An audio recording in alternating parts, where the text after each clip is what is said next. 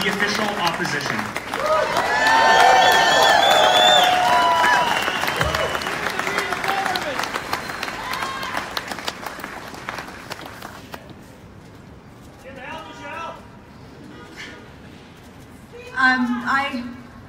I hear a lot about respect in Ottawa, and I hear a lot about fairness. You notice that word comes up in a lot of politicians' speech these days, fairness. It's not fair. It's not fair enough. We need to do more fairness for the middle class, which is translated into things like higher taxes for small business, higher taxes in general, carbon taxes, that somehow we can tax our way to fairness. Somehow we can dance around some of the most prominent issues in this country and be more fair. But when I stand here today, and I look at the fact that there are so many of you standing out here who would never have ever thought to come out to a political rally. Not once. How many of you, is this your first political rally? How many of you, is this the first time you came out? Now, why is that? Why is that? Because Alberta and the energy sector does one thing. It works. It works hard. And when we think about fairness, we think about a few things. We think about providing for our families and providing for our communities. We think about making the country a better place.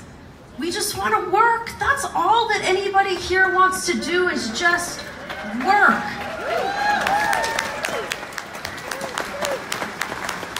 So what's fair? What's fair for people who just want to work and just want to do things that are right? It's not fair to say that the jobs that we do are dirty. It is not fair to denigrate an industry that provides energy products in one of the most ethical and sustainable ways in the world.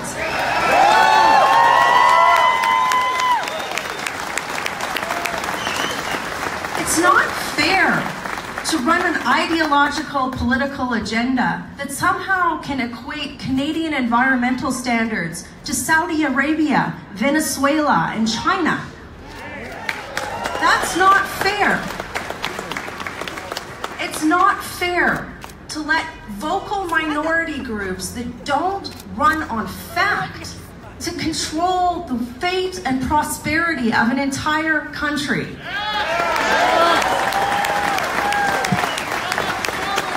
It's not fair to ask us to be quiet and just take it, while the rest of the country looks and says, maybe it is dirty jobs. Oh, it's just Alberta. I've heard that. Have you heard this one? Just Alberta. Their time came. They've had their time. That is not what My Canada is. My Canada understands that the people who work in the energy sector build this country. My Canada understands that what's fair is understanding that a strong Alberta, a strong energy sector means a strong Canada. So where are we at in terms of the definition of fair? All right, let's go through this. For over a decade, we have had a growing movement in this country that pretends that what we do in our energy industry is not environmentally sustainable. Yet we know for a fact that we have some of the world's most stringent, most robust environmentally regulatory processes in the world.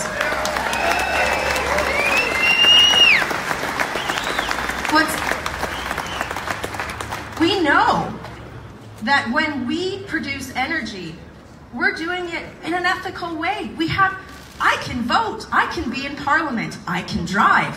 That's a change from other countries that produce oil, isn't it? That's something we should be proud of.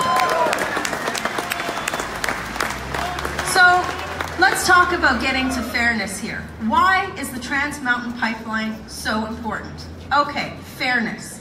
We don't get a fair price for our energy products right now. Just by building out this pipeline, we will close the gap on the price differential that the US pays us to take our energy product. Just having that market diversity makes our products more sustainable because we're getting a better price for it. And think about that. right now, because we're not getting that price, all of that resource revenue, those savings, those jobs, that's going to make the United States richer. Why are we building hospitals in the United States with our energy products rather than doing it here at home? That's reason number one.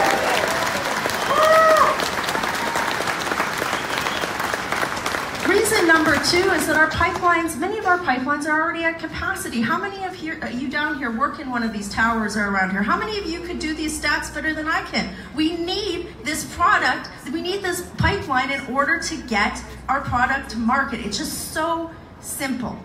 Yet, here's what's happened.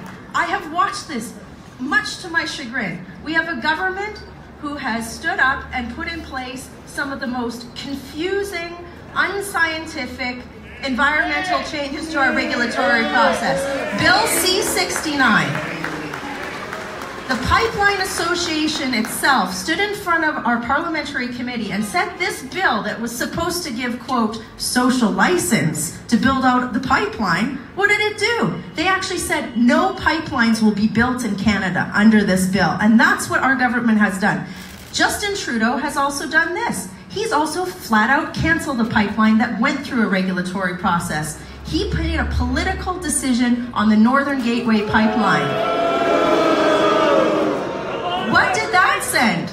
That sent a message to investors around the world. Why do business in Canada? And here's the great lie. Here's my favorite. Justin Trudeau coming to Alberta, to Fort McMurray, and said, oh, it's Stephen Harper's fault.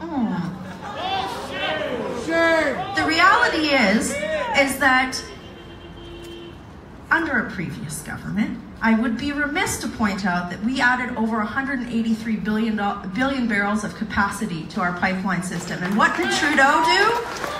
The reality is that many pipelines, we had Energy East, there was Northern Gateway, there were all of these pipelines. We had people willing to invest over $20 billion into pipelines in Canada. And where are those projects now? They're off the table. And that's because this Prime Minister has added instability and uncertainty through the regulatory review process, and he's hired people into senior positions in his government who whisper into his ear after privately saying no pipeline should be built. And that's the reality. And you think that Kinder Morgan Board of Directors, you think that they don't notice that? Of course they do. It's a big risk to put that much money into the pipeline development. Of course it is. We need stability. We need certainty. Now I've got to talk to you about social license for a minute, okay? You know what you need to build a pipeline? You need an actual license.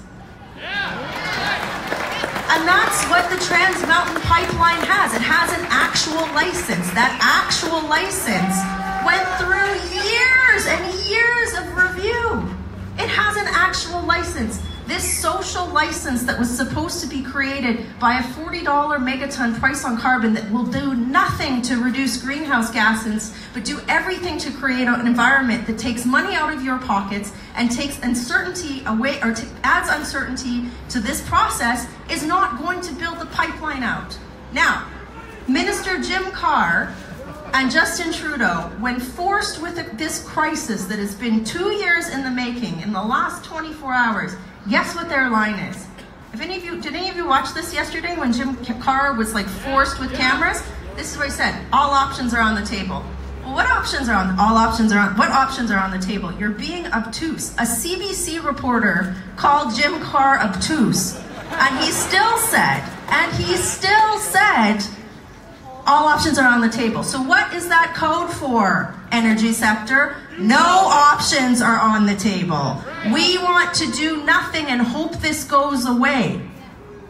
That is, and again, today I thought I would be addressing you because they had this hours-long cabinet meeting, hours-long in Ottawa. And what happened? Nothing. He came out and did a press conference and said, all options are on the table. No options are on the table. I shouldn't be smiling because it's ridiculous. Can you imagine that? You are the natural resources minister of a natural resources producing economy for over 2.5 years, and you have no answer to this? Do your job and build the pipeline. So what? So I am going to do Justin Trudeau and Trudeau's job for him. But how?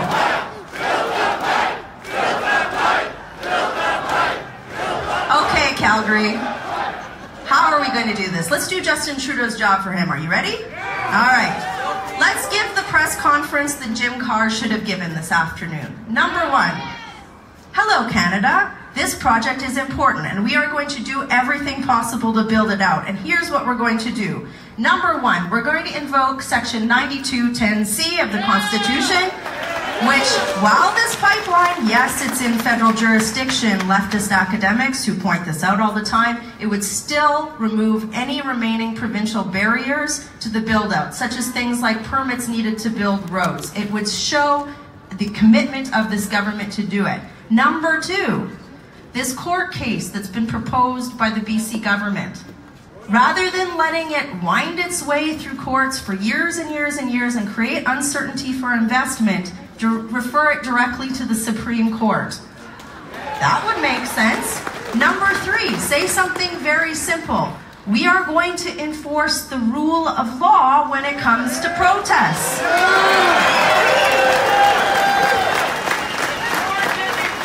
As the Prime Minister of Canada, perhaps Justin Trudeau should make a point of saying that parliamentarians who are getting arrested and defying the rule of law for protests in front of a nation-building project, perhaps that's not a very good thing, and perhaps that should be discouraged from the Prime Minister of Canada. Number four, the other thing that should have happened is the Prime Minister should have said, you know what, social license, that little experiment didn't work. And this $40 megaton price on carbon, it's not actually going to reduce greenhouse gas emissions. So we're going to create some regulatory certainty by scrapping this tax. Oh, and you know what? We took to heart the feedback from people that came to our industry committee, the experts that speak on behalf of industry. And when they said the bill that we put in front of the House of Commons that was not going to allow any more pipelines to be built, we're scrapping that bill. That would help too. Now, there's been some talk about whether or not the federal government should backstop or put your tax dollars into this project. That's an option that's technically on the table right now. I'll say this. Is it fair, going back to that fairness, to all of you who have been in and out of work, who have just paid your taxes, for the Prime Minister of Canada to use that as his number one option for a problem of his own creation? No. It's disgusting. He should be looking at all of those first options in the first instance. My party put in place a motion in the House of Commons months ago that would require the Prime Minister to table a plan in the House of Commons. Every single Liberal, including Liberals from Alberta, voted against this.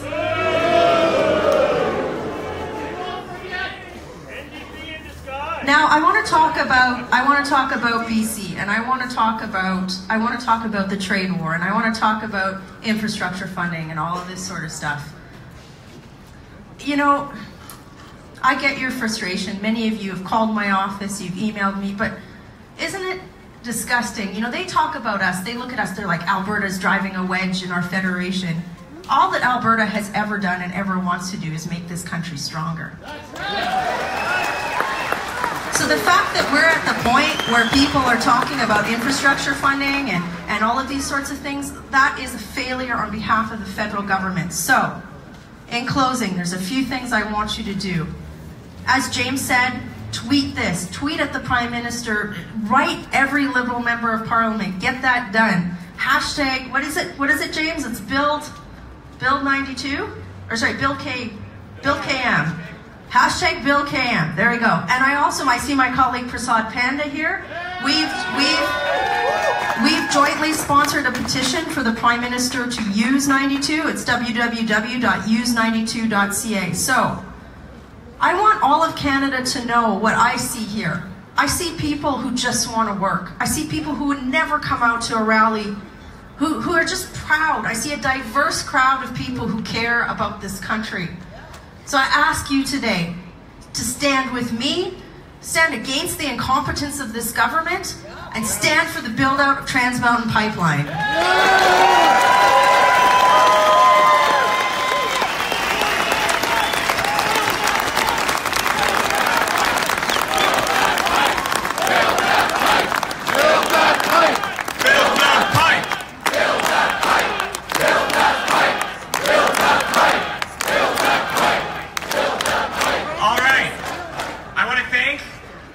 Rempel for coming out today.